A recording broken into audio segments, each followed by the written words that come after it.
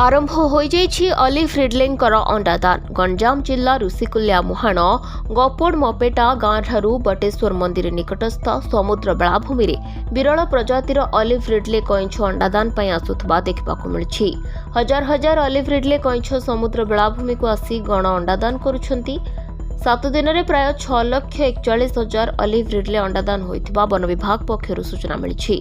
सूचना पाई वन विभाग पक्षरु व्यापक पदक्षेप ग्रहण करा जायछि। कईंछक सुरक्षा को दृष्टि रखी गण अंडादान पूर्व पुराणा बंध ठारू बटेश्वर पर्यंत बेलाभूमि में सुरक्षा व्यवस्था कड़ाकड़ी करने सहित ब्यारिकेड करा जायछि। सेपटे ऋषिकुल्या एवं देवी नदी मुहाणरू अस्तरंग पर्यंत 5,55,638 अंडादान करिसेंती। सुरक्षित अंडादान पाई समुद्र पथरे चोरा माछ धरिबा बंद रखा जायछि। ऋषिकुल्या 6,126 गठित बसारे 5,51,238 अंडादान करिसेंती।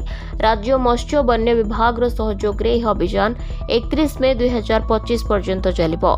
समुद्रकूल ठारू 20 फादान दूर में माछ मारिबा पई अनुमति मिली। सेमाने व्यवहार करुथुबा जाल रे एक स्वतंत्र मेसिन लगा जायछि, जहा द्वारा जाल रे अलिव रिडले कईंछ पड़िले ताहा संगे संगे जणा पड़िबो एवं सही समय रे जाल को तळकु करि हेबो।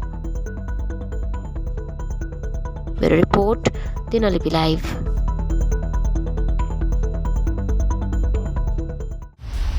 दिनलिपि लाइव को एबे ही लाइक शेयर सब्सक्राइब करंतु।